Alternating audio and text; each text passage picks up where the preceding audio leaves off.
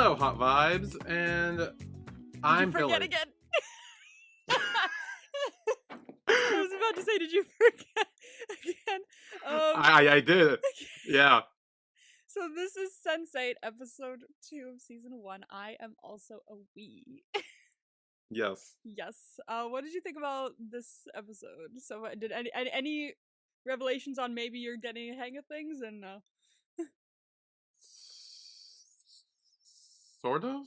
sort of. Okay, that's a plus. I mean, I feel like it's the same as last episode, where like I know they're connected in some way, and like that's about it. True. That is about it. Yeah. Like that's pretty much all I know, but that's all they've really given me so far. So that's pretty much all I got. Yay. There were also some other revelations in this episode that were really fun, and I can't wait to talk about.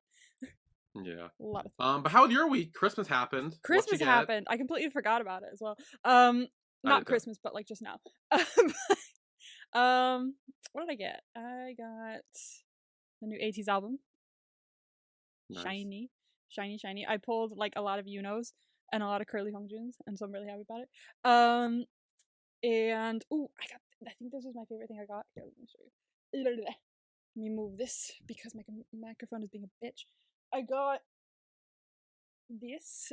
My mom got one for herself too. It's a blanket made up of all my old shirts from when I was a little kid. So like, oh, that's cute. I haven't seen some of these in forever. Like, this says, I had my birthday at Fun and Fit Gymnastics. It's like a rainbow cake and shit. This is like old. So this is my elementary school shirt. I've got like my Kid K shirt from 2001. It's like, it's crazy. I used to wear this to Disneyland like all the fucking time.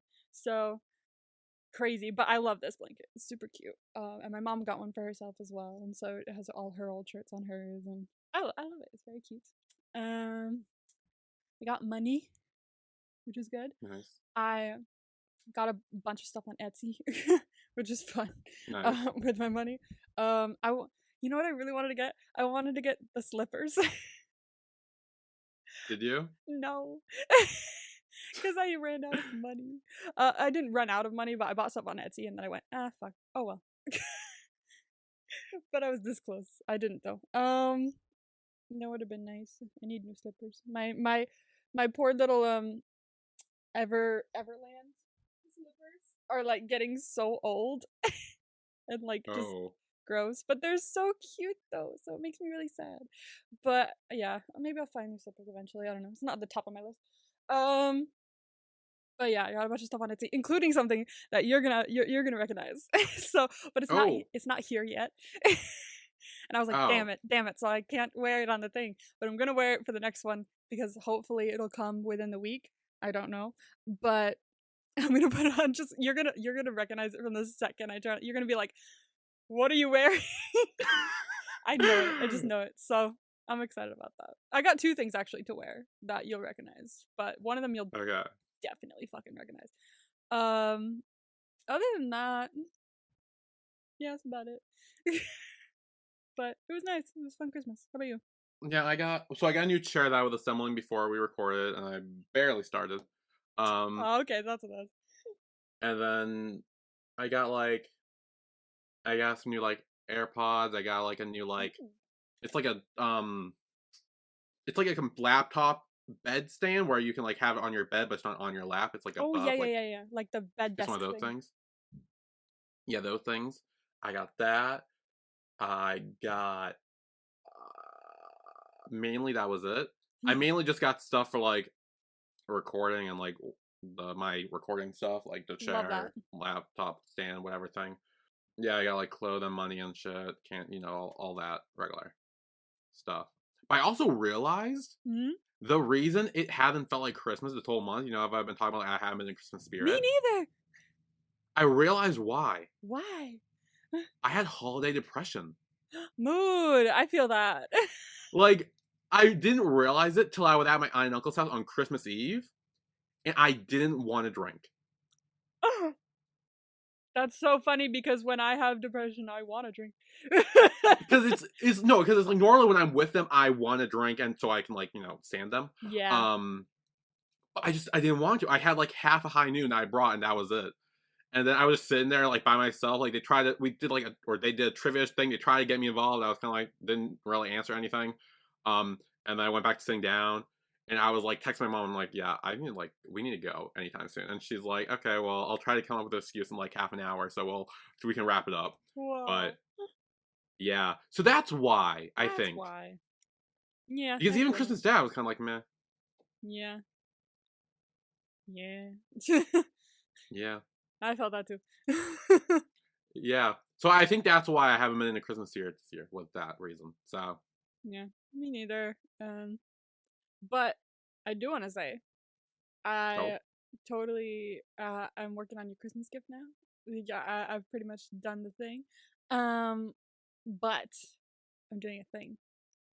I'm recording myself doing all this, and I'm gonna force you to react to it because it kind of has something to do with your channel and everything like that.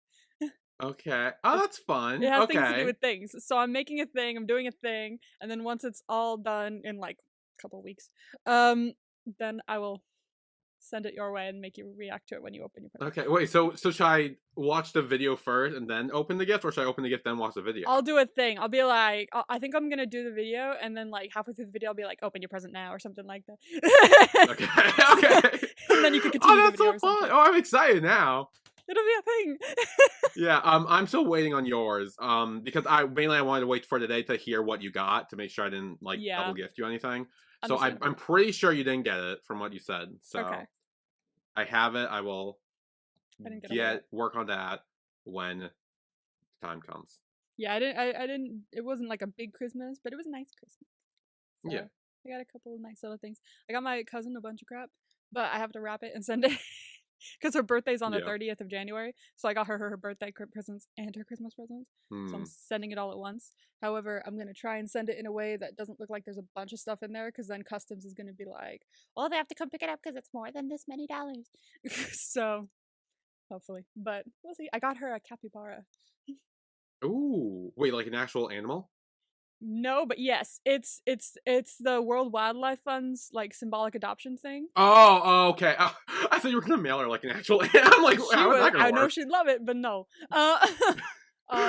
But she loves capybaras, and she has a stuffed one that she got in Korea, and so I got her another stuffed one that comes with the little adoption certificate. So she's I'm like, that's your big one, but I'm not telling you what it is until you open it. And she was like, this is so weird. I have no idea what it is. So. That'll be fun, but nice. Yeah.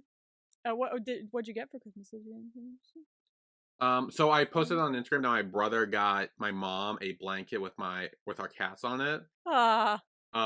Yeah, there are 2 photos were from me because he did text me on my brother. He like send me all the pictures of the cats, and I'm like, okay. And, every picture of every cat. Yeah. So I got my mom a backpack because she wanted one from work, and she saw my cousin had one, and she's like, oh, that's cute. So I'm like, great, I'll ask her and get one for you. I did that. I tried to get my dad a DraftKings gift card.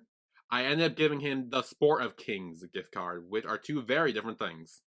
Yeah, I think they are, yeah.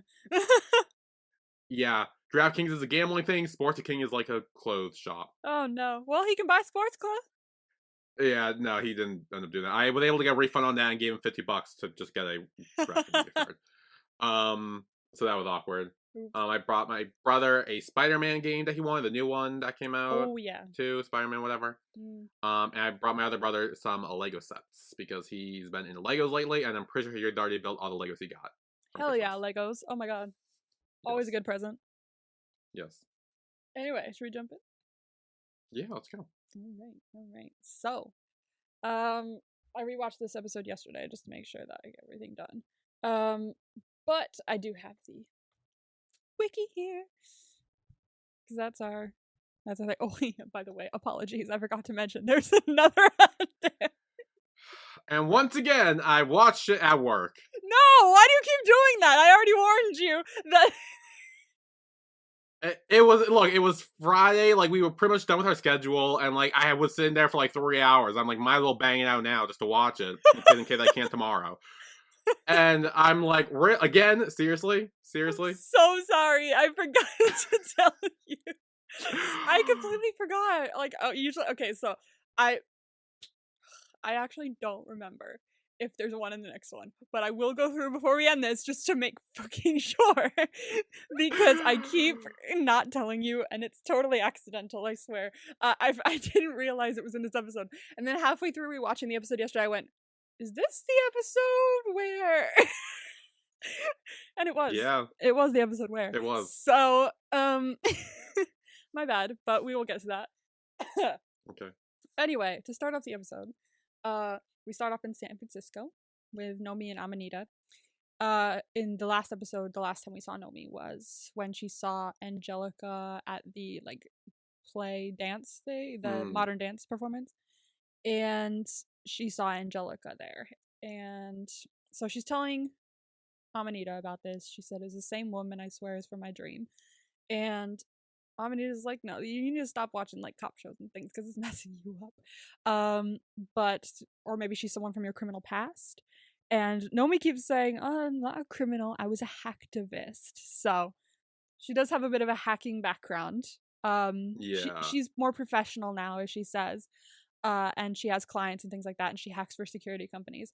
But in the past, she was a criminal hacker, in quotes. Yeah. So Amanita's like, look, you've done a lot in your life. She could be something from that. And Nomi's like, well, you've done a lot in your life too. And she's like, no, I've been working at the same bookstore since we've met. They're being cute. And Nomi asks if she sounds crazy. And Amanita just said, well, then just write about it because, that's what you do best. And she said she did. She did write about it already. So my thing is stuck. Give up. Just froze? Yeah. My computer. I started scrolling and it just started scrolling by itself. It's like, hello? Wait. I was reading that. Give me a second.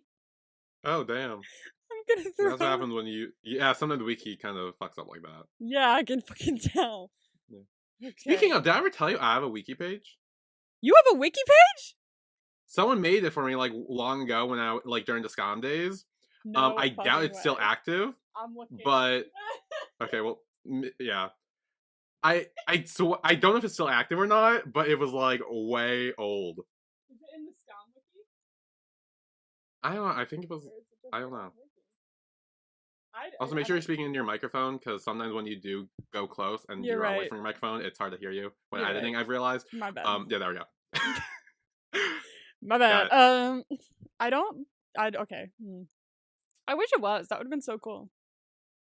I swear it was a thing. Maybe you just Google me.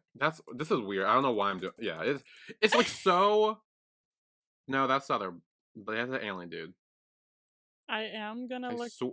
Maybe it's gone. Honestly, that was so inactive for a long time. Last time I checked, which was a few years ago. So it wouldn't surprise me. But maybe let me just type in something really fucking random. Dumb bananas. No, okay, I don't think you do. At least on the SCOM wiki you don't. The reason I typed dumb bananas is because I typed your name and it said there's no text on this page, and I was like, oh, well, maybe it is still a page. So I typed in dumb bananas to see if that was also a page, and it was also a page. It just there was no text. So yeah, I forget where. I swear it existed at some point. That's fucking cool, bruh. Yeah, it was literally not a big thing because it was just a random. It had very little about me. Really, it was kind of oh, he does reaction to SCOM or SCOM France or whatever SCOM it was or whatever. Yeah, I did want to have a wiki page. I guess it's gone now. So that's snazzy. I like that. Yeah, if anyone wants to remake that or update it, feel free. Go for it. I'm gonna do better on this now. Hang on. Anyway, I've stalled long enough. Had your wiki page commence back to normal? Yes. Good. Tis back to normal. Okay. So we know it's still Pride as well, because she said she goes a little crazy at Pride. And she tells her, well, yeah, with your parents, I'd probably be practically homicidal. So we know that Nomi's parents aren't the best, maybe. We hear that. We get kind of a taste of that here, but we find out a bit more, especially about her mother later. Then we go over to Will in Chicago, and he's visiting Deshawn, the kid that they brought into the hospital last episode. Yeah. Who's doing fine, and they talk about their dads, and Will shares that he'd he'd been thinking about his own father after what Deshawn said.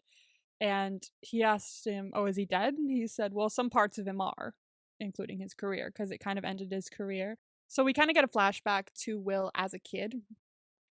And his dad is like handcuffing him in the back of the police car because he'd been caught shoplifting. He's like, are you serious? Like, I'm a police officer. Like, I have ties in this community and you're going around shoplifting. You know what that's doing. And Will, because he's the son of a cop, picked up some impressive lockpicking skills. So he got out of that pretty quick, ran off. Those will come in handy later, by the way.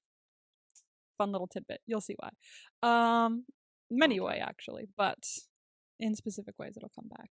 And so Deshawn's like, hey, can you teach me how to do that? And he's like, no. But before he leaves, Deshawn tells Will that he doesn't owe him for what he did, but he would never forget it. So yeah, that's something interesting. Back with Nomi, she is updating her blog about her past life and what pride means to her. Side note, I love this whole scene. It is so... I figured you would when I was hearing it. Like, yeah, I get that. You see why I love this show? It's scenes like this. There are multiple scenes like this where it's just like a big monologue of just like beauty and happiness and pure. I fucking love it. It's just, it's so good. And she's basically talking about like her mother being, I believe Catholic, and being a fan of St. Thomas Aquinas. And apparently he calls pride a sin, and her mother believed that pride was the ultimate gateway sin that turned everyone to sinners and did a bunch of things. But Nomi rebutes that hating and shame are also not sins on that list. So doesn't really make a whole lot of sense to her.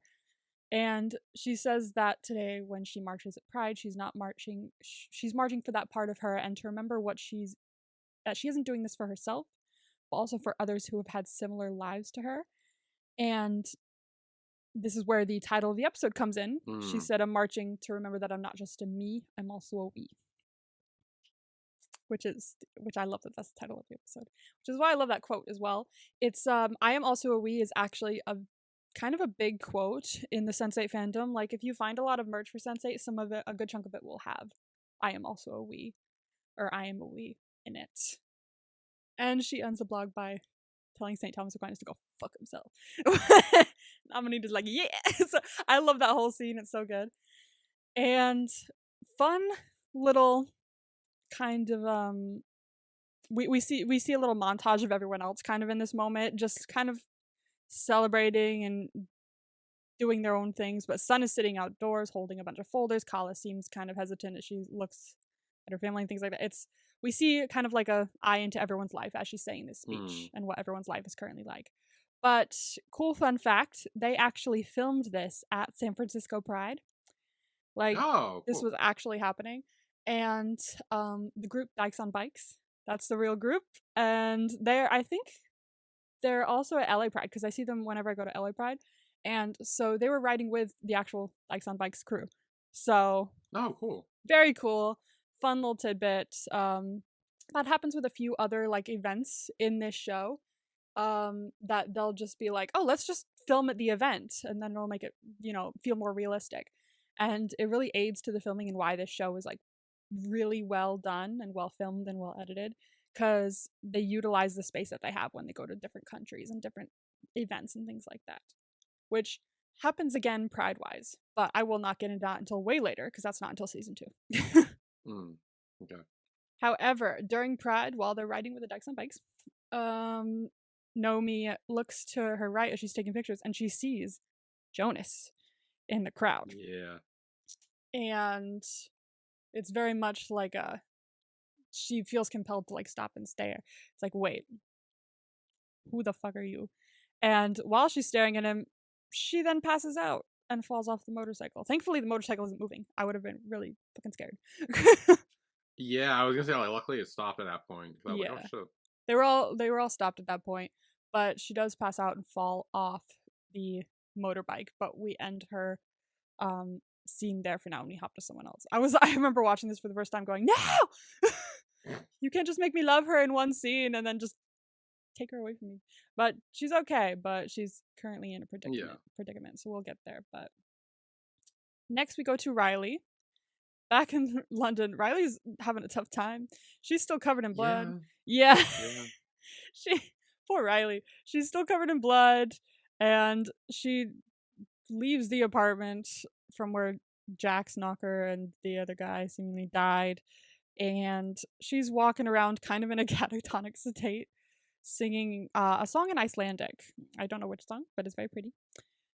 And I do know that throughout the series, she sings a song a lot that her mother used to sing to her when she was a kid. So this might be that. But I can't remember. She's walking around kind of in shock singing this song. And Nomi's kind of singing with her. They're kind of having a moment together. Like Nomi's walking with her in the street for a second. And they're kind of having this moment where they're both kind of having a tough time. Back with Nomi, thank goodness. But she has woken up in the hospital with her family. Her sister Tegan notices Nomi has woken up and tells her mother, it's like, oh, Mom, she's awake. And the nurse comes in to see Nomi, but dead names her. Because that's apparently what her mother's been calling her. And I will say it's Michael. I don't like to dead name people, but I will say for the sake of the story, her mom has been calling her Michael. And she's like, no, my fucking name is Nomi. And her mom's like, what kind of a name is Nomi? So I'm like, from the second, like, she started speaking, I was like, you bitch. I already hate you. So we kind of get a taste of what Nomi's life has kind of been like since she transitioned. And it's not, like, great. Her sister seems nice, though. Yeah, her sister does seem nice. I will say that I like her sister a lot. Yeah. Janet's, which is Nomi's mom, tells her, oh, you shouldn't be riding on motorcycles anyway. That's ridiculous. Like, that's dangerous. And Nomi's like, okay, speaking of motorcycles, where's Amanita? Because she should be here. And Janet says, oh, no, she had to leave because this part of the hospital only allows family. And Nomi's like, okay, she is my family. Like, the fuck?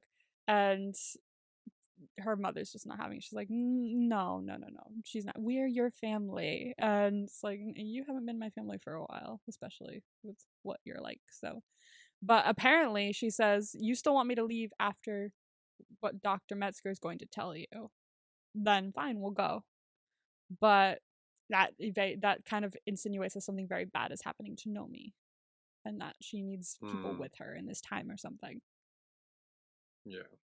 Back with Will. Will is saying that he's kind of seeing if he could find evidence. He got access to the CCTV camera that was outside the church the night of his, like, dream thing. And we'll call it vision. We'll call it his vision. Yeah. And they go and looking through the CCTV, and Diego's not believing him until a car pulls up and the video cuts right there, and 2 hours have been erased. Yeah. And I really rate Diego in this moment because up until now, he's just been like, oh, you've been seeing things. But the second he sees some proof, he's like, okay, something weird's going on. Well, I actually understand that, like, especially because he's like a cop or detective or whatever. Like, he works based on evidence. Exactly. And so far, it just sounds like Will has had a drunk dream or whatever, hallucination. Like, it doesn't sound real. There's no proof to back it up. So the second there was proof, he's like, okay, now I'm on board. I can get behind this. Exactly. I think that works really well with his character.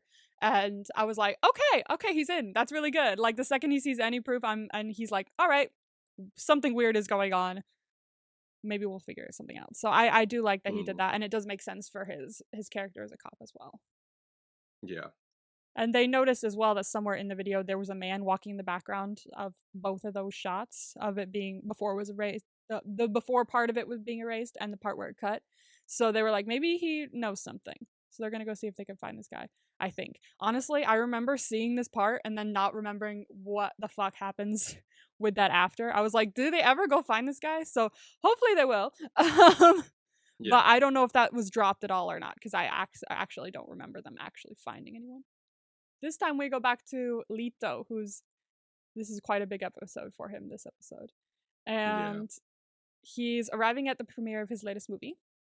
Love has no boundaries but death.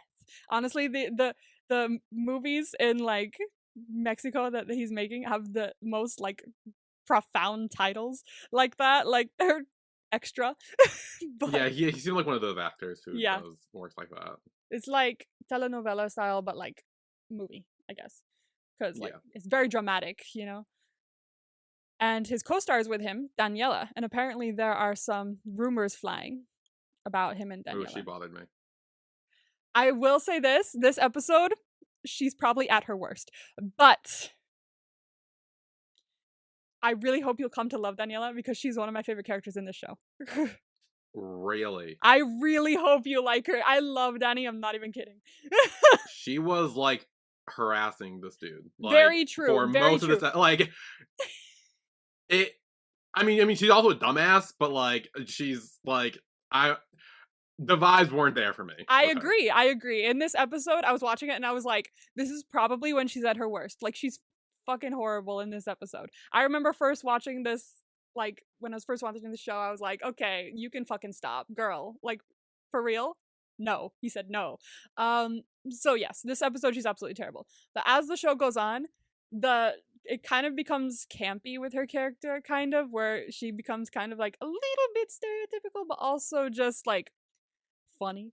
Okay. I really like her, I do. And she's insane and has very little boundaries, but yeah. But I really like her. This episode, terrible. Dani is like not great at all. Okay. But hopefully she'll win you back because she is in both seasons all the way through, and she's in Lito's story probably almost every episode.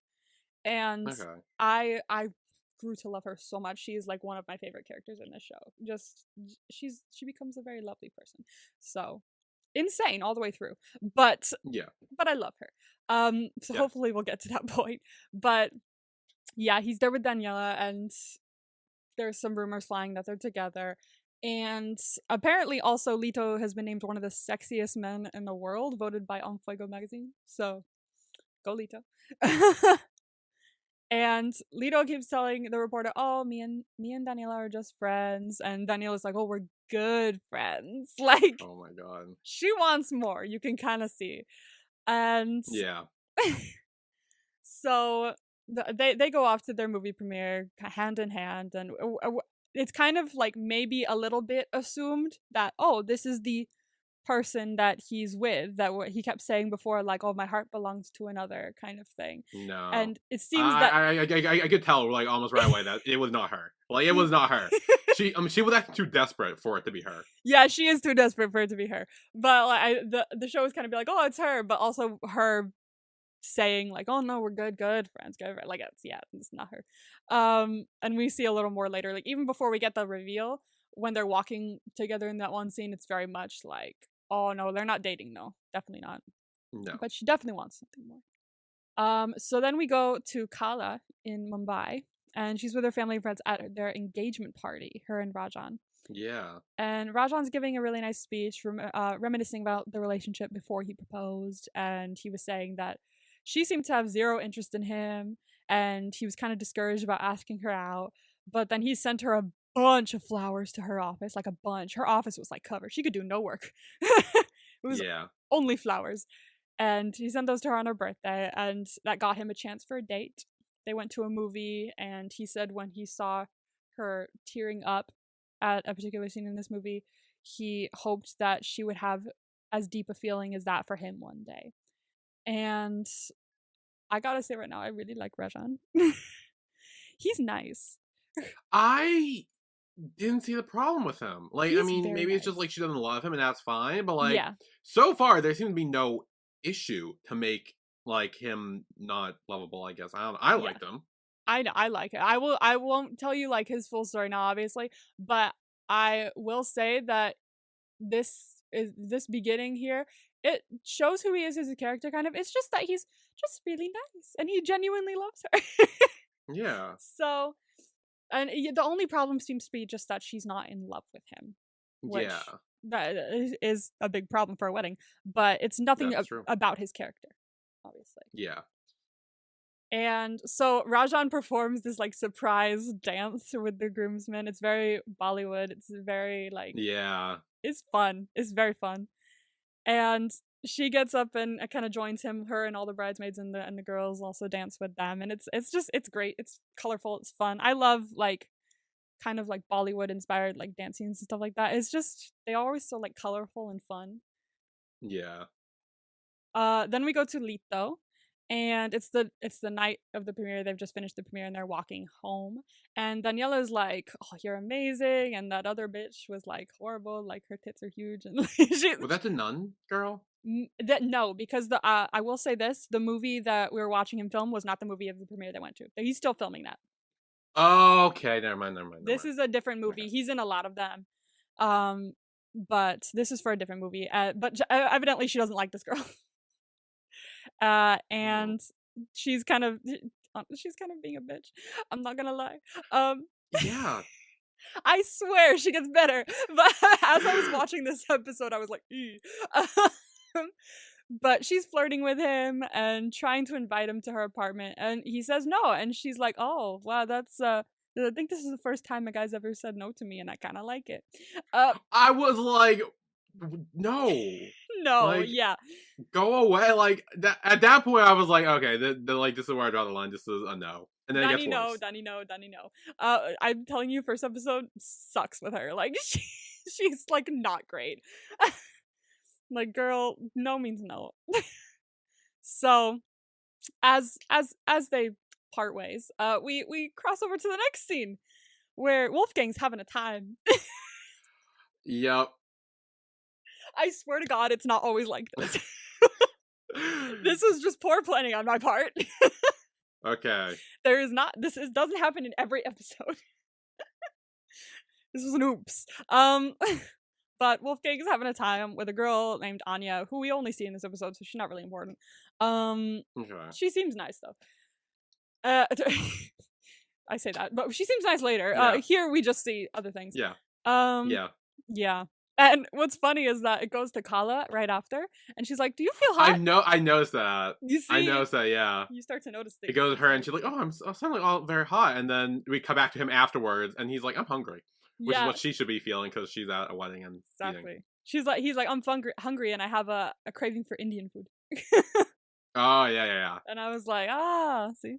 So they're kind of like crossing over a little bit in this moment, and the Kala in this part is like talking to her friend, and her friend's like, "Oh, Rajan is so attractive. Like, look at him, he's so cute. Like, if you didn't marry him, I would have." And Kala's just not seeing it. Like, she's like, he's nice and everything, but like, it's not there.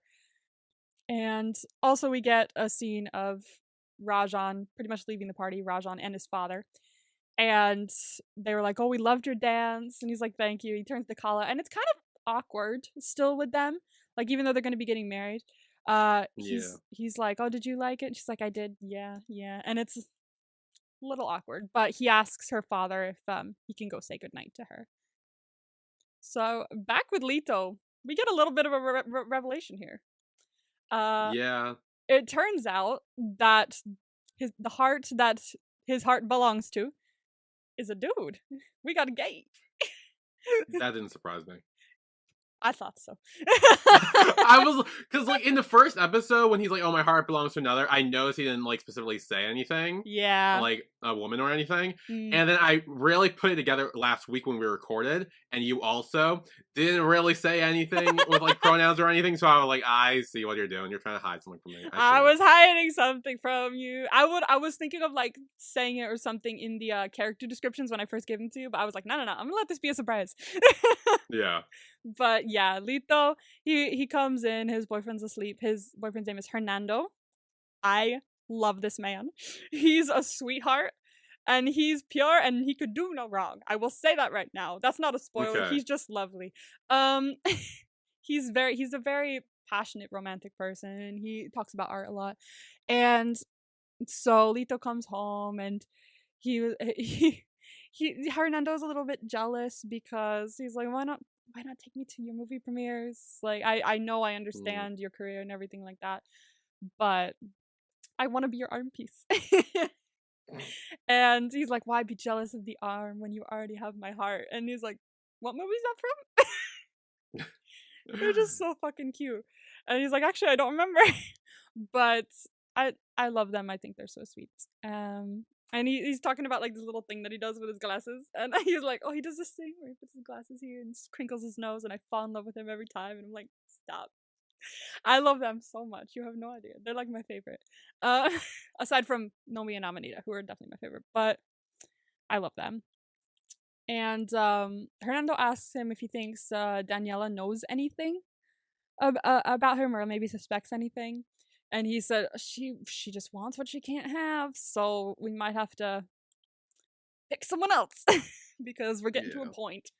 So evidently he's kind of been dating in quotes in a way that's like, you know, using someone as a beard until they start to catch on or maybe catch feelings more, and then move on to the next person. So that seems to be what they're doing with Daniela as well.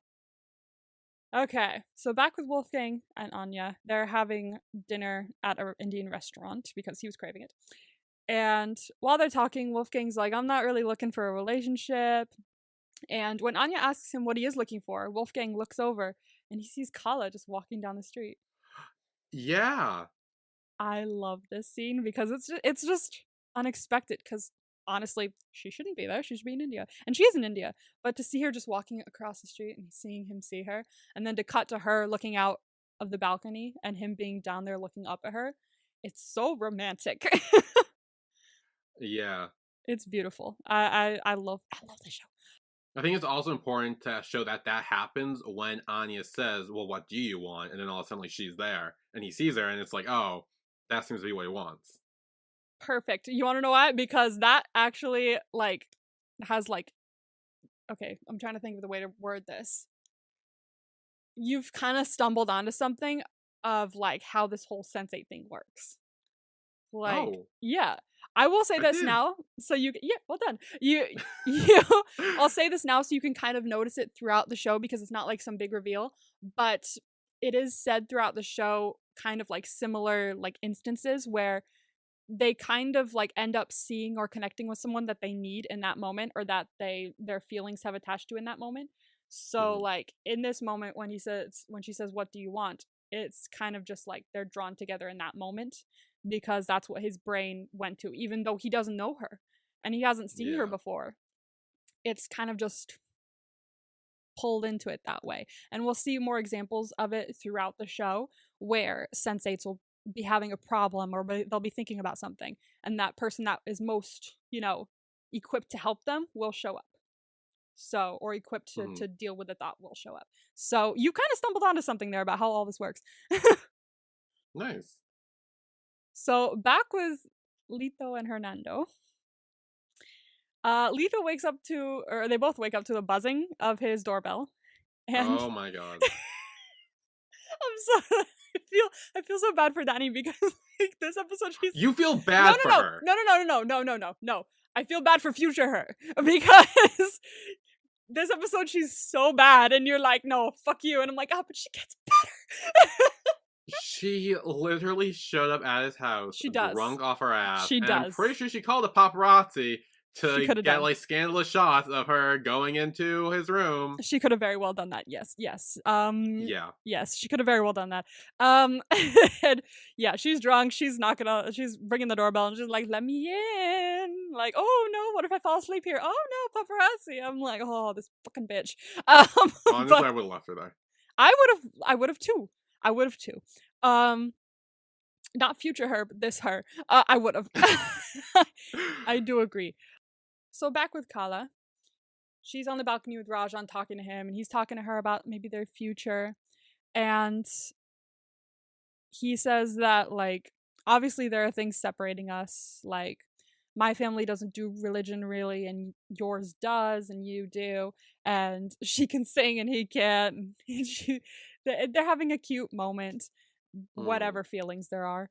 And he continues to say that even though they grew up kind of in separate worlds, that he only really wants to live in the world where both of them are together. And he's so nice. I feel so bad for him that she doesn't love him, but like, he's the sweetest person. So Lito opens the door, but he locks it before he opens it because he fucking knows her. He's like, and but she still comes in. She's like, let me in. And so she comes in, and she's got her bottle of wine. She's drunk off her ass, and he's trying to get her to leave, saying like, "Oh, I think we need to break up. This is not working out." And she's okay, we can break up tomorrow. And she starts undressing and trying to seduce him. And he's telling her, stop. I already love someone else. So the fact that he's saying no and she's not listening is bad. I will say that. Very bad. Yeah. Very bad. But she's not really listening. But then she grabs her bottle and she runs upstairs. Yep. And she said, "What's the problem?" And an iconic line is said in this moment by Hernando when he says, the problem is, honey, you don't have a cock." An icon. That's one of the big iconic lines of the show as well. I will say that is up there with "I am also a we." That was great, except for the fact that she still didn't understand. No, she understands. I will say that. She understands. Does she? Yes, she does. She just really likes it.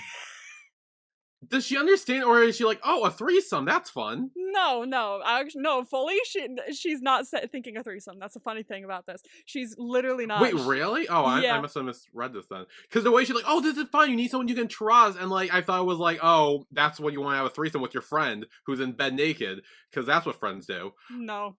Oh, okay. Well, then maybe she's not as dumb as I thought. She's not as dumb. Yeah, she's not. Okay, so she's actually very smart. I will say that. But also, like, it kind of makes it a little worse in her character because this is very much in the realm of fetishization. Yeah. Oh, if that's the case, then yeah. It's a little worse. So she's not dumb. She's kind of like fetishizing them, which is not great. But when you have a mutual exclusive relationship, if your relationship works, fuck it. But we'll get to that more as it continues on. But yeah, it's especially in the next episode you're gonna hear a line. Actually, okay, that line is not in my vibes. I was considering putting it in the vibes. Oh. But then I decided against it. So I'm gonna let you hear it and go, what?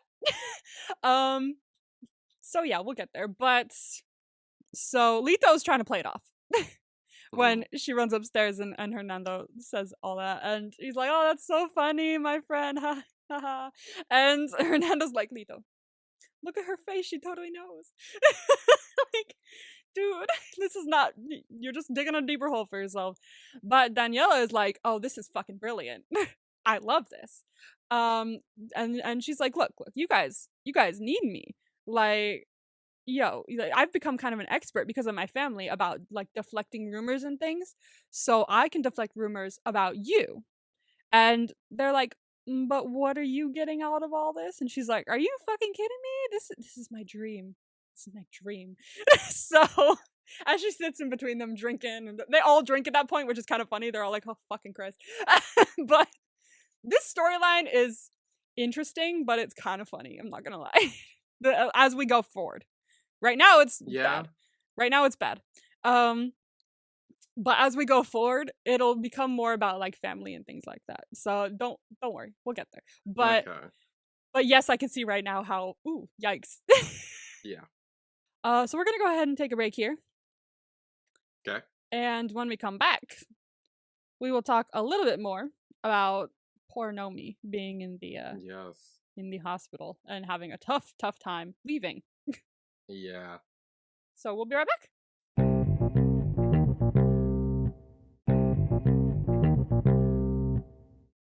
And welcome back to Sense8 Season 1, Episode 2. I am also a we. I actually I think we both forgot to mention this at the beginning, but this episode is coming out on New Year's Day. So Happy New Year, everyone. Yes, Happy New Year. I just realized it's New Year's Eve right now. So Happy New Year, everyone. Yeah, I know. I completely forgot. Crazy. It's 2024. Oh my god. We're in the future. Hello from the past. Yeah. Yeah, we're technically all within the past. True. Hello from the past. Hello from last year. Yeah, hello from, this is recording a year ago. Wow, can you believe a year? Wow. It's recording last year. Oh, wait, that doesn't make sense. Fuck, damn, I messed up. It doesn't make sense. I messed up. It's okay. Happy birthday. Happy birthday. No, great, now we're both fucking up. Now we're both, oh well, Happy New Year, everyone. New Year, same fuck ups, it's fine. New Year, same fuck ups. That's our new motto. Yes. I'm gonna put that's gonna be on our like podcast thing now. Instead of breaking down BLs since 2020, it's gonna be like New Year, new fuck up. New Year, new fuck up. But that only works for like at the new year. Because like in a month or so, it's gonna be like, yeah, damn. Yeah. Even that fucks up too. Actually, it tracks because it fucks up anyway. True. New episode, new fuck ups. Ooh, yeah. New episode, new fuck up. A new fuck up every hour. I don't know. we can play with it. Yeah. To summarize with Nomi, what's going on is that at one point Dr. Metzger does come into Nomi's room and is telling her that what's going on with her is that her brain is kind of like fusing in a way. Like it's called UFLS, he says. It's undifferentiated frontal lobe syndrome. And it requires aggressive and expensive surgery to remove the metastasizing tissues. So half of her brains are kind of like merging in the front of her frontal lobe kind of thing. Mm-hmm. I'm not a doctor. I'm not entirely sure. And she's freaking out. And she asks him what happens if she doesn't do the surgery. And he says that she's going to begin to feel very real and very intense hallucinations and synesthesia. Which, side note, synesthesia has always fascinated me. So if you've ever experienced synesthesia, guys, like, or if you have it, I'm actually very curious. Synesthesia is like if you can like read words and like taste them, like your senses just kind of start like mixing up, and it's very real and it's very interesting. Like I've seen people with synesthesia on TikTok be like, oh, like this word makes me see these colors in the room and things like that. Like colors will pop up or they'll look like something. Like if you hear a word, you can see it. Or if you, like some people, like they'll say the word pink and it'll taste like something. Like it's so interesting. So, which will definitely be a thing for Nomi because she'll be able to experience like sensations from other people around the world, but she doesn't know that right now. She thinks it's a disorder, a disease with her brain. And Janet's like, look, you're gonna die in 6 months if you don't use our insurance and shit. But Nomi's freaking out. We have a little excerpt of Riley and Will before we get into anything else. And Riley pretty much gets home. She's like freaking out, takes off all her clothes, showers, gets all that blood off of her. And when she looks in the mirror, she sees Will, and he's shaving in his mirror in Chicago. So they kind of have like a moment where they're like seeing each other for a second. But cut off that right when we get to it because I'm just so excited that they don't talk to each other considering they did last time. Like, shouldn't they be like, hey, I know you? And then true. There are moments when they do. I feel like you kind of get the vibe that throughout the show that there are moments where they talk to each other and moments where they just glimpse each other and they're not with each other for long. And they kind of maybe know those moments. I don't know. It's kind of an underlying thing where sometimes you'll just see someone and that's about it. But there are some where they do have a chance to talk. But right now, she does not have a chance to talk because shit went down and she's got to figure out what to do. Kind of. We'll see more why about that later. But so back with Nomi in the hospital, the nurse comes in and is bringing her medicine, and Nomi's like, "Why is the door locked?" Because what the fuck? And the nurse is like, oh, that's policy. And she's like, okay, whatever, but I want to leave. And the nurse says, oh, you can't. Only Dr. Metzger can release you. And she's like, well, you can't keep me here against my will. That's literally illegal. And she's like, I'm sorry, but we can. Because your mother and Dr. Metzger signed papers, so you can't leave. So, but isn't she an adult? Yeah. So shouldn't she be able to do it on her own? Like, because I feel like... You would fucking think. I feel like it's one thing if she's like, if she was underage, that I think I could kind of understand that more. But like, True. She's an adult, she lives on her own, she does her own shit. Like, I don't know why her mother had a say in this. I agree. And there's a reason why they're keeping her here. And let me tell you right now, it's not because it's just hospital policy. Well, I figured that much, but okay. I don't pick up on vibes there. There you go. But yeah, it's seeming like, oh, the hospital's just being really dickish, and this nurse is being really dickish, and she's not allowed to leave. She's an adult. What the fuck? but there's a lot more going on than just her being in the hospital. And this is kind of the first glimpse you see of that, because they're literally not letting her leave, and she's an adult, so she should be allowed to, no matter what. So my thought, I'll say this now, I don't know if this is right or not. My thought is unless her mom claimed that Nomi is like mentally ill and mentally unstable to the point where she can't leave because it will harm herself or someone else, and that's why they're doing that. That's the only real thing I could think of as to why an adult wouldn't have a say in whether they can leave or not. So I see that. That's like, I don't know.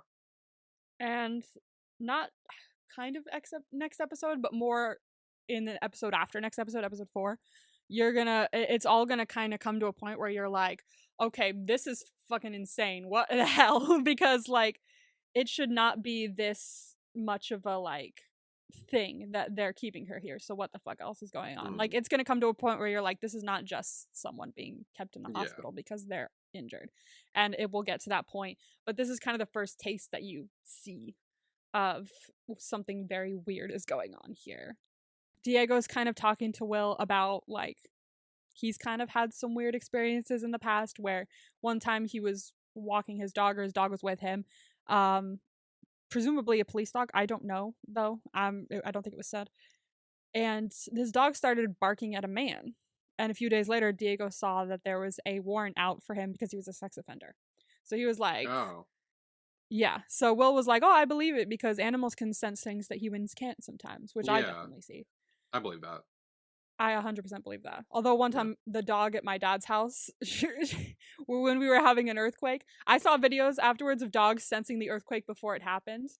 In California, I saw like a bunch of videos afterwards of dogs just freaking out, and then 2 seconds later, the earthquake happening. Our dog at my dad's house passed out on the couch. Nothing. Not a single brain cell in that brain. I love her, but like, she was like, no, I'm good. And then an earthquake. I was like, really? She was even asleep afterwards. I was like, girl, wake up, get with the program. There's an earthquake. Get under the table. But definitely animals are more in tune with stuff like that, I think. But while they're talking, the chief comes in and he's like, everyone sit down because there's federal agents here. And this agent is saying that there's a wanted terrorist in their area named Jonas Maliki, who we know and we've seen before. And we didn't think he was a terrorist before, so what the fuck's going on now? He's like, what? Yeah. Yeah. So evidently the government is seeming to be looking for this man. And now Will has to look for this man too. But as part of his job, not because he wants to know more about what was happening. So back with Nomi. She's kind of sitting by the window, and she hears someone call her name, and she turns around and she sees Jonas just standing there in her room. Yeah, he's there. Speaking of Jonas, he's here in Nomi's hospital room. And she's like, how did you get in here when the door's locked? And she's like, oh, good God, I'm losing it because I saw you at the Pride Parade and now you're here in my locked room. She's like, oh, great. This is it. This is the beginning of the hallucinations. And he tells her no, because somewhere deep down you know this, but his operation is designed to lobotomize you, and you need to get out of here. Yeah. Because if not, you're gonna be done. And she's she doesn't look as if she's super sure, but she probably knows deep down because it's kind of in her DNA, so to speak. As a sensate, she can kind of like, everyone can kind of like feel when someone's after them for that reason. And so Jonas kind of disappears after telling her this, and she hears someone knocking on the door, but that's coming from Riley. So she's freaking out. She's going to sit down. She's trying to stop hallucinating. But that brings us to Riley, who hears someone knocking on her door. And when she doesn't answer, the person starts banging on the door and then unlocks it themselves. So she's currently packing a bag and trying to leave, but she ends up sneaking out behind him as this guy comes in. It's assumed that this guy is part of the like drug selling operation that these 3 guys died at. Nix, Knocker, if that was the name, and Jax. So she kind of dips and she's walking across the bridge, leaving, when she hears her phone ringing, but when she looks in her bag, she realizes that in her bag is all of the drugs and money that were at Nix's place. It turns out, like, I'm guessing her boyfriend kind of shoved it all in her bag, maybe. Hmm. And it's still on her, which is very dangerous for her. Because now she's got what they want. Yeah. It'd be easier if she didn't, if she just left it at home, but she didn't know she had it.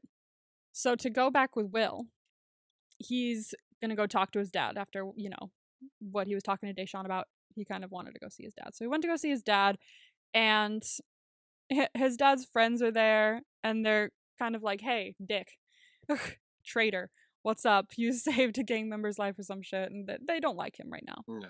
And this is kind of what I was talking to you about when we were talking about, I don't even know, we were talking about one of the other shows, and I said there's a quote in a future Sensei episode. Yeah, I remember that. I noticed that, like, the beer quote.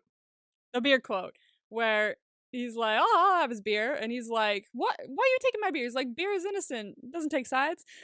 It's like Switzerland. So I love that quote.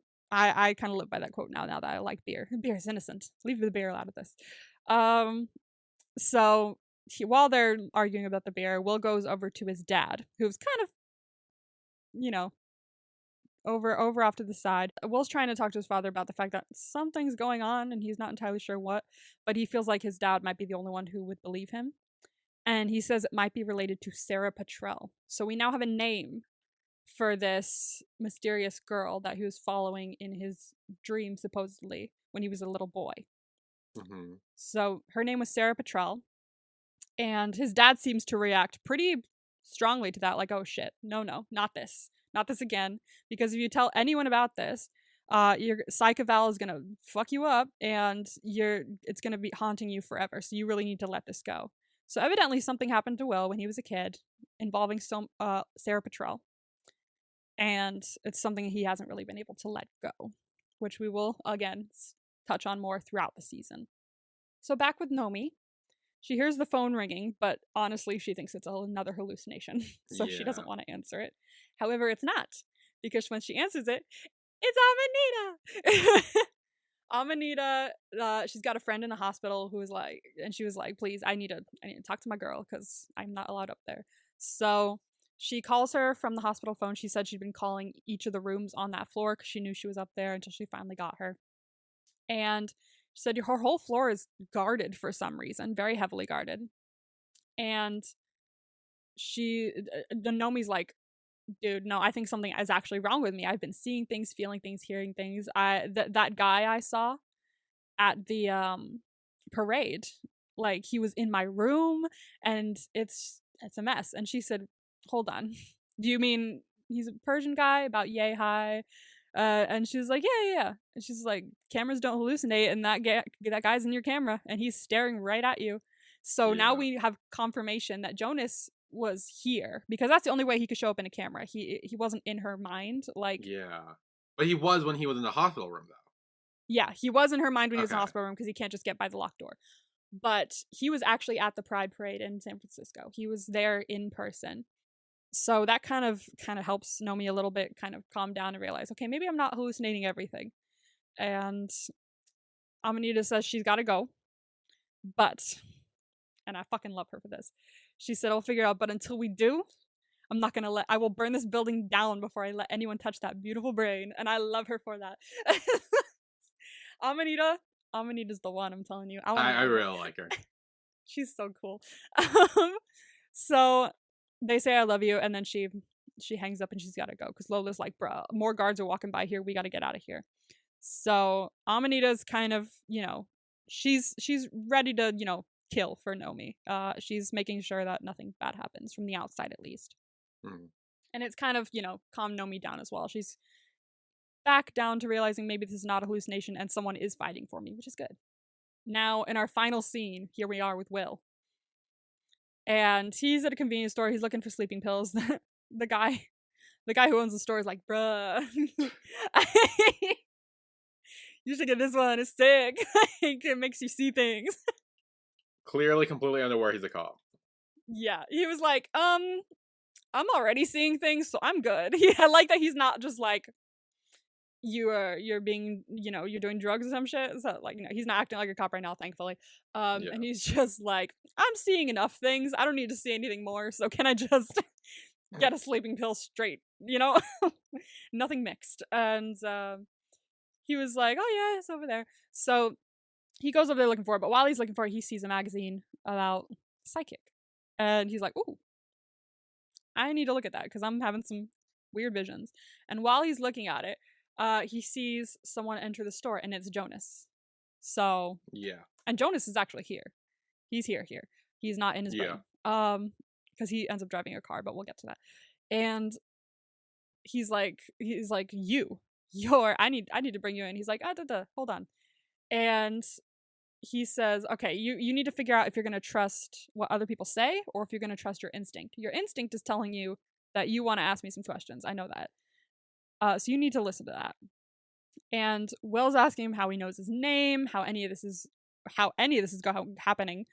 And Jonas is saying that Angelica, the woman that gave birth to him before she unalived herself, Jonas is saying few people know what it means to be reborn a sensate. So that's the first time we really hear this word. Yes. And Will's like, what the fuck? He's basically what you were last episode. What the fuck is going on? Yeah, what the fuck is going on? Yeah. I what the fuck is going on? Jonas starts explaining to Will that a lot of things are going to happen to him after becoming a sensate. He's got a migraine, but that will go away in a few days. And Jonas said when his ended, he cried like a baby. His migraine ended? Finally. Yeah. No, Jonas, because he got a migraine when he first became a sensate as well. No, but when his migraine ended, he cried? Yes. Why? Because it had been going on for so long. He had a migraine for like days and days and days. And so when it finally ended, he cried because he's like, thank fuck, it's done, because it was that bad. And it went on for that long. So he's like, look, right now, I need to leave, but he's like, oh, I can't let you go. He's like, okay, hold on. But what you need to know is this. There's a girl in San Francisco. Her name is Nomi Marks, and she needs help like Sarah Petrel needed help, which is definitely something that Will understands because he's like, oh, how the fuck do you know that name? And so that kind of leaves a bit of impression on Will, but it still is not overtaking his instincts. And he's like, I fully can't let you leave. And he said, look, you can try and fight me, but by the time you pull your piece, like, this fight will be over. So I'm gonna go. And he leaves. Will chases after him. They get into a car, and when Will bumps into Jonas's car while he's chasing him, Jonas ends up visiting him in his car, and he's like, "What the fuck are you doing here? Are you not in the other car?" And he's like, "Yeah, but you'll soon understand. You'll get there." And he disappears again. But then when Will bumps into the car again, this time Will visits Jonas's car, and he's freaking the fuck out. And he's like, now the big question is this. If you're here, who's driving? Who's driving back there? And that makes Will freak out enough to kind of go back to his car before kind of zooming into another lane. And eventually the cars collide, and everyone's kind of unconscious, and that's the end of it, and that's where the episode ends. So exciting kind of cliffhanger there. Yeah, a little bit. Leave us on the end of the episode. So what are your thoughts so far? I'm understanding more, I think. Okay, good. This episode. I definitely feel like Jonas is not a terrorist. No. I think that I don't know why they think that maybe he did something that seems terrorist-like or whatever. That I don't know, but I do feel like he's definitely trying to help the sensei, trying to get them all together, because he does tell Will that he's like, hey, there's a girl in a hospital in San Francisco, you need to go there, help her out. So hopefully he does that, and then we can actually start having people physically meeting, which I think will be interesting when the sensei physically meet. Yes, that was good. That was something I waited for with bated breath. That was like I was so excited for that when it finally happened. I was like, is this actually happening right now? Because I'm freaking the fuck out about it. But I will say to you right now, you will have to wait for that. Damn. It'll be a fucking while. Okay. So, but I think the way they connect, like, they're going to start to understand the connection more throughout the season. And the way they kind of pop in and visit each other and talk to each other, it will make up for them not meeting in person. However, when they do meet in person, it's still very fucking exciting because it's It's like, wow, is this actually happening? So it feels like they are meeting in person the more the show goes on, but they eventually, but it'll be a fucking while. Okay. But yeah, it's very exciting, very cool. And I did say after episode 1, because you were like, what the fuck's going on? Don't worry, it'll start to make more sense. And I'm glad it's starting to. Yeah. Even on episode 2. It's because I knew it gets very confusing in that first episode, but eventually things will just start to make sense. And I that's what I like about the show. It's not too complicated. It doesn't stay too complicated. Anyway, who's our MVP for the episode? Apparently not Daniela. No, oh god, no. I didn't even think. I keep forgetting about this. I know, so do I. I always do, though. That's not new. Actually, I think I got it, actually. That wasn't that hard. Yeah, I've honestly got mine as well. That was okay. 3, 2, 1. Jonas. Yeah! Honestly, I didn't think I would ever, like, pick someone who wasn't one of the sensates because their stories are so, like, mainstreamed in this that one of them would probably have to be. Didn't you do that last week, too? You picked Angelica? You know what? You're fucking right. So far you haven't picked a sensei, is the real thing. mean, technically she's the mother of the cluster. So while she's a sensei in a different cluster, but so is Jonas, right? Yeah, he's a sensei in Angelica's cluster. So like so technically Angelica. Wait, that means the old dude is too in the first episode. He's a sensei. But wouldn't he be in their cluster because he was able to talk with Angelica, which is weird, not Jonas. However, so I want to point out something that maybe you've noticed. Didn't Jonas speak to Nomi? And Will? While not being there? Nomi specifically. Didn't he speak to Nomi? But maybe it's like, so if Angelica's like the mother of the sensei, maybe he's like the uncle. So it's like, it still like works in that like, where they're still like connected in a way, because he's like part of that group. No? I'll tell you, no. Okay. But I like the reasoning. Okay, well now, so I guess any sensei can talk with anyone, I guess. No. Yeah, no. No? No. There's a reason. I will tell you that there's a reason, and we will get to that. I know I've confused you once again. Yeah, I know I don't understand anything anymore.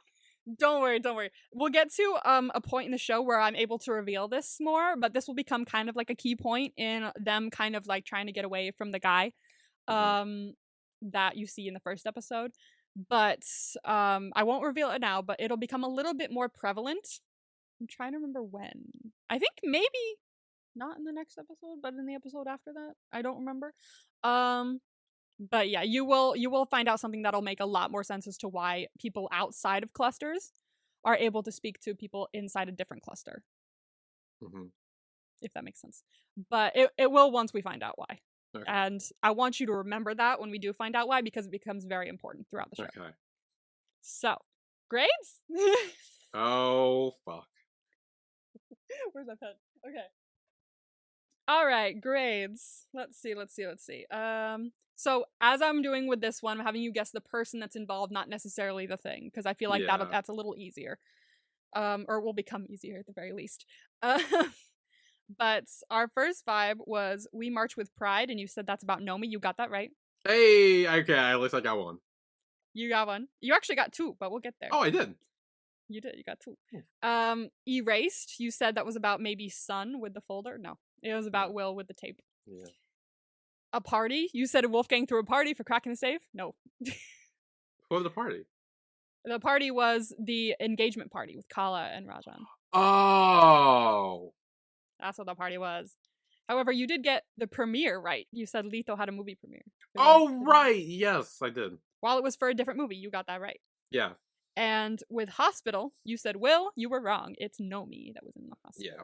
Well, technically, he was in the hospital visiting the dude who got shot, but it was more prominent. You are right. I know. I'm just saying, technically. Don't worry, this isn't the last time you see a fucking hospital in this show. It's not the last time I'm going to fail so badly either, don't worry. True. But now we have our next vibes, which you might do shit out of this as well. Great. Love that. All right, so the first vibe, or actually no, let me tell you the title first, as I've been doing. The title for this episode is Smart Money is on the Skinny Bitch. I love this title so much. That sounds like something Hernando says. You don't have to guess the person for this. It's just the title. But can I guess him anyway? Because I feel like that's what yeah, sure. About sure. Danielle. What? Oh, for Danielle. Hernando says about Danielle. Or not. Okay, that was the first thing I thought of because I feel like he's sassy enough to say something like that. I won't grade you on it because it's just the title, but I will put it there just in case. Okay, so that's probably means I'm wrong, but whatever. It's just I'll do that for everything, whether you're right or wrong. For every episode, just to make sure that it's not like right or wrong. Okay. So your vibes, I have 4. 4, nice. We have a message, someone kind of sending a message. I'm wondering if maybe Will's gonna send a message to Nomi.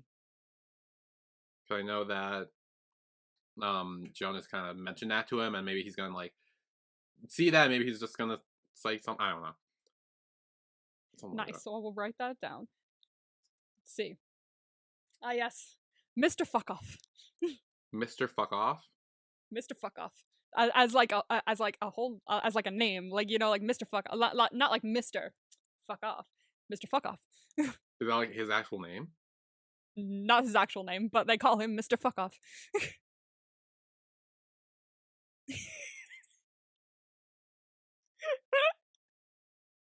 Mr. Fuck Off. This scene is kind of funny. I don't know. Fucking the I don't know who Mr. Fuck Off is. Is Mr. Fuck Off someone we know already? Like, is someone... No. I'm gonna guess have you guess the person that's involved in the scene and involved in the story. Oh, maybe Wolfgang. I feel like Wolfgang might be involved with Mr. Fuck Off. All right, a knife to the throat. Ooh. Yeah. I want to say Riley. Okay. I feel like because she's on the, I seem like she's a little bit on the run from the dude who broke into her house. If he catches her, I feel like a knife to her throat would definitely play a part. She is on the run. And your last one is kicking ass. Oh, that could be anyone. True. This was probably one of my first favorite scenes in the show. That's one I remembered the most from when I first watched it. Just being like, whoa. You are gonna love this. I really fucking hope you will, at least. This is sick. Okay, I want to say Amanita because I know she said she would like take down anyone, but I know that's not what I'm saying. That's not my guess. Because I also don't think she would actually like physically beat up everyone. I think she could, but I don't think she would in a hospital because then she'd get arrested. Sure. So I'm gonna say Will. I'm gonna say Will because he's a cop. I feel like he's in the profession where it would make more sense if he did. Okay, I'll write Will down here. As a precaution, don't fucking watch this at work, but I'm gonna go look and see. Okay. If there's any hot dams. Let's see. Let's see. I'm pretty sure there aren't. But let's just make sure. Actually, you know what? An easier way to do this, what I've been doing is when I watch it with my mom downstairs, I fast forward through all the hot dams, but I always know when it's coming because what I do is I go to IMDb and I go to the parents guide. So let's see. Is there any hot dams in episode 3?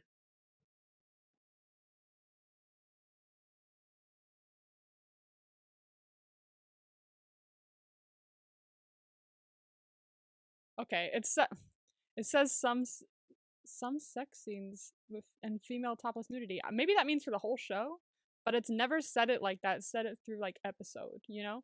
I swear to God, there isn't. Okay. Not that I know of, because literally I just went through the whole thing and there's nothing there. If there is, my bad. I will take your word for it. But I'm pretty sure there isn't one, so I don't know why it says there's some sex scenes, because, like, there isn't one, so why would it say some? That's weird. Maybe they thought it meant for the whole show. I don't know. But, there shouldn't be. Not that I know. Okay. I'm sorry if there is. But, yeah. That's Sense8, Season 1, Episode 2. I am also a we. We will see you next week for Season 1, Episode 3. Smart money is on the skinny bitch. So we will see you all then. See you then. Bye, everyone. Bye.